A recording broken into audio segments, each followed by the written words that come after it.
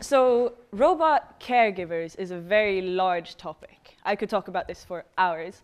I'm just going to talk about taking care of elderly, so elderly dependents, and in the home. So I'm not going to talk about automizing hospitals or care homes. I'm going to talk about automation in the home. Now, I made a presentation that I hope will cater for even attention spans as short as mine. So, so yeah, here we go. And my name is Sara. So first, I'm going to define care. Now, this is from a UN Women report. And it says the word care indicates the services provided to nurture other people. Right? So it's anything that caters to the need of somebody else. So for example, if I cook a meal for you, I care for you. If I change your diapers when you're a wee kid, I care for you, right? Now, there's a problem in the world right now, and this is something that is happening all around the world. It's not only in the Western world, but we have population aging. I'm going to be focusing on the UK. So if this is 10 people, here's predictions. And to make this a bit more visual, if that was 10 people, then this is 100 people in 2015. And it's predicted to be like this in 2020.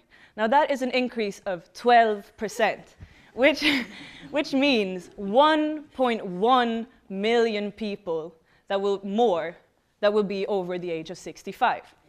Now this is a strain not only on, we have a shortage of labor force when it comes to care work, and maybe robots could be one of the solutions.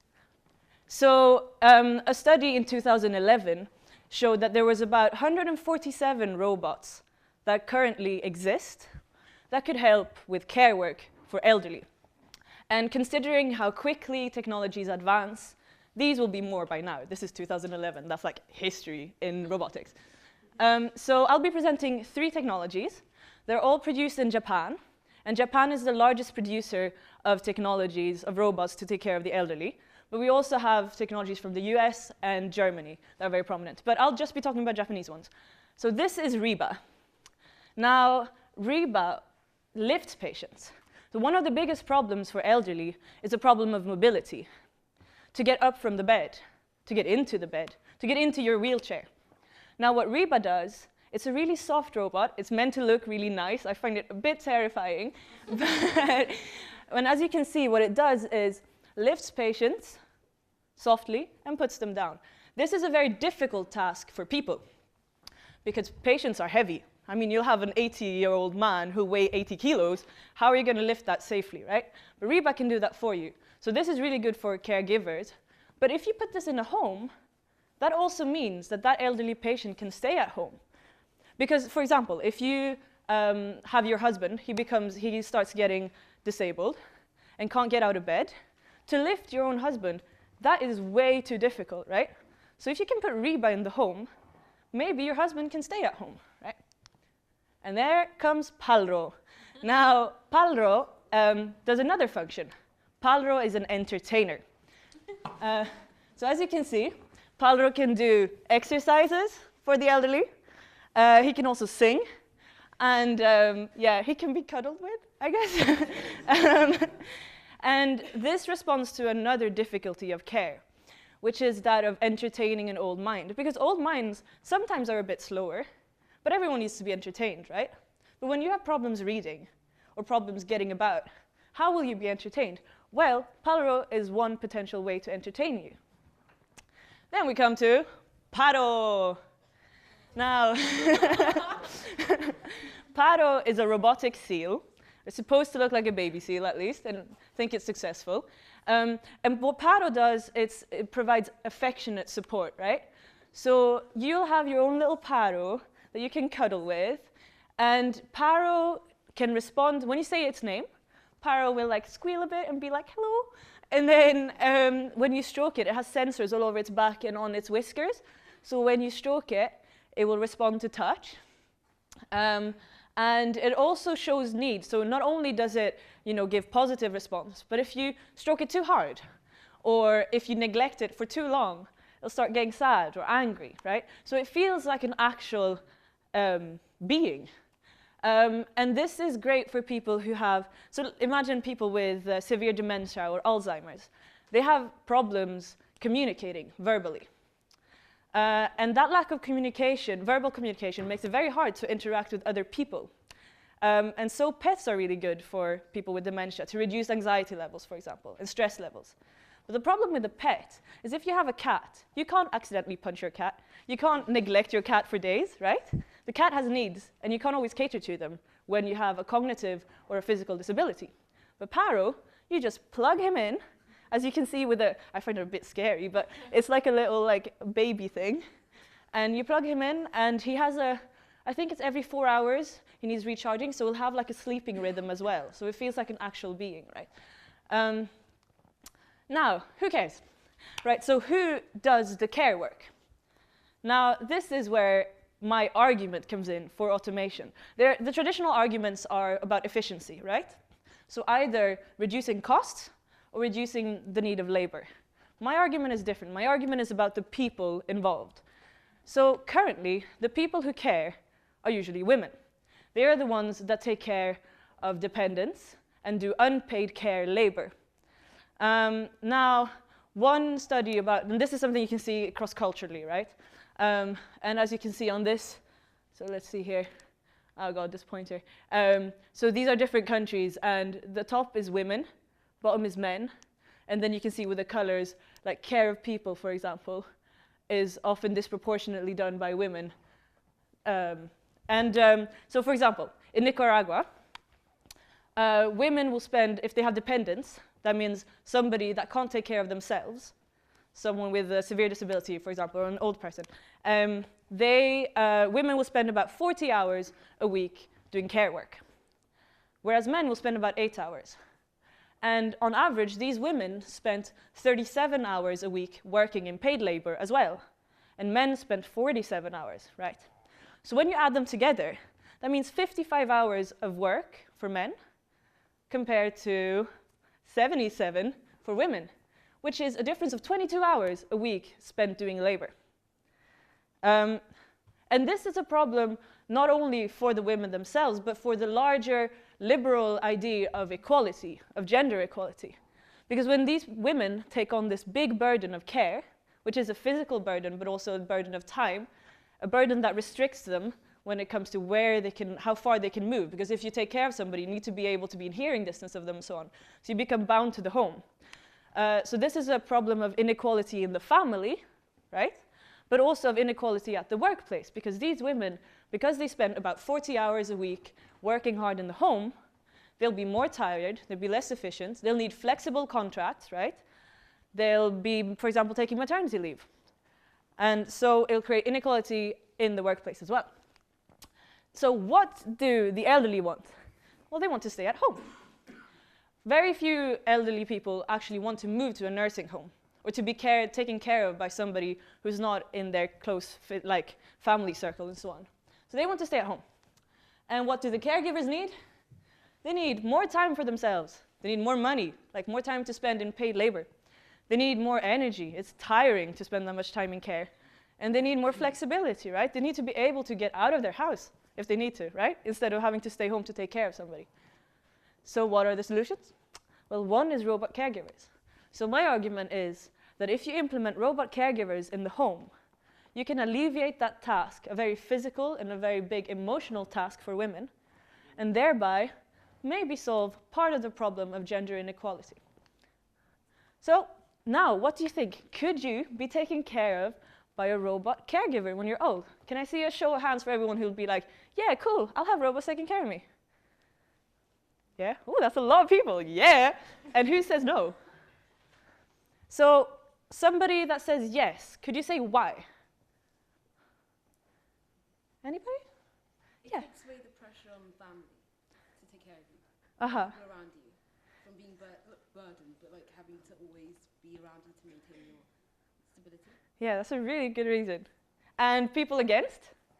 Why don't you want a robot in your house? Yes, give it to me. If I have kids and I suspect that they won't want to take care of me when I'm old, Yeah. it's not going to go down well. But also, I should mention I'm Greek. So Yeah. Well, if you think about it, it wouldn't say that you'd completely replace your kids caring of you. You'll just take away, for example, if you have a Reba, you'll take away the very heavy lifting work. Or your kids, supposedly, they'll still have to engage in paid labor, right? So when you're at home alone, bored, you can have Pato dancing. I mean, you can have a little sesh at home, you know? So I'm not arguing for complete replacement, right? Complete automation of care work in the home. I'm arguing for partial automation, right? To alleviate that burden, that very physical and that very big emotional burden. So I think you should love robots. And in case, my name's Sara, and in case you have any questions or you want me to send you papers or more robots, there are so many cool robots out there, just pop me an email.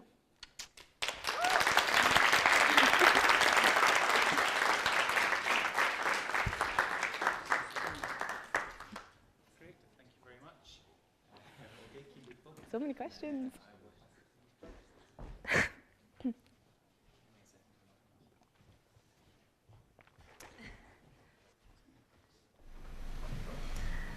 Thanks, that was so interesting. And it's so weird because we talked about in sociology like this week. We talked about really? Yeah.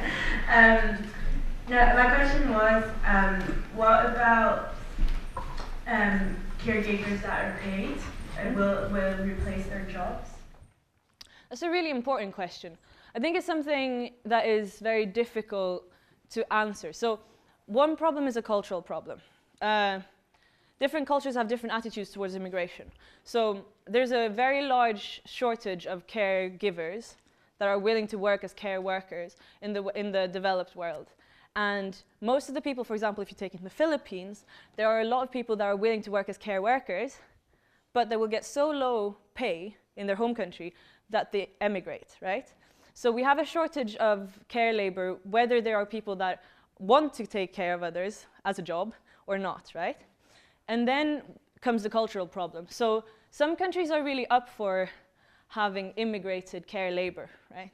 So if you take the US, for example, it's quite common to have a Filipina care worker, or Hong Kong, same there, or Singapore.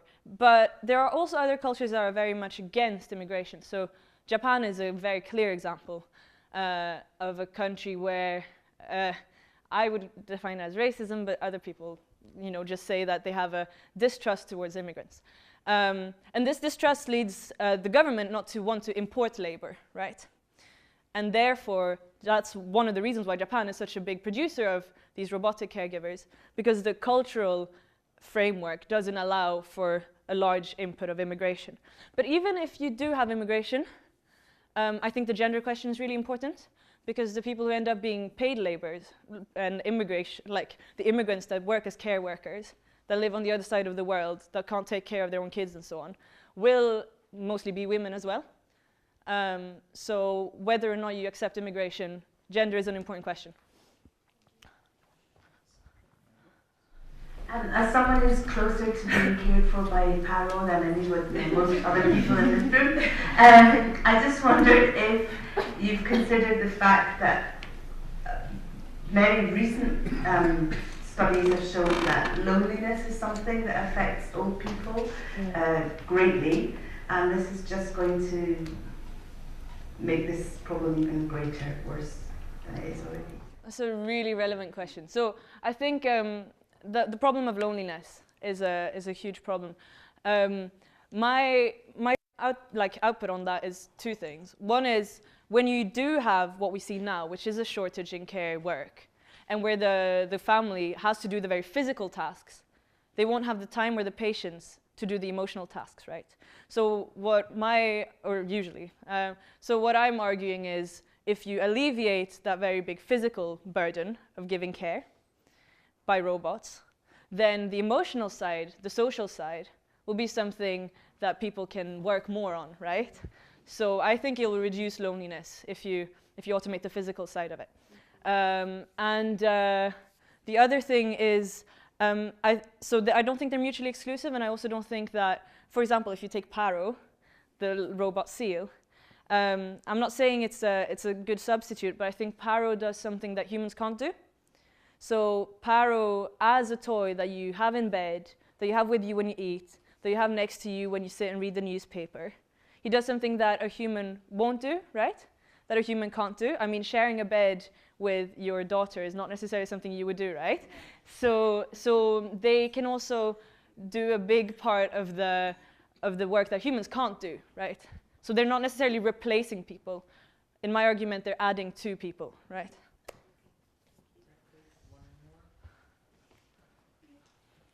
Yeah, I completely agree with you, having a grandmother that's kind of in the same position and my father just going crazy over it. And an important question I have in your opinion is, what about the funding? Who would actually pay for these robots? I cannot imagine them being cheap. Do you think in the future there might be government funding for these kind of things? Because, as you say, mentioning particularly societies that are not as developed and don't necessarily have the money to have these robots. So what do you think can be done for that? Yeah, that's a really important question. So I think one part of it is, once there's more demand, it'll be cheaper to produce, right?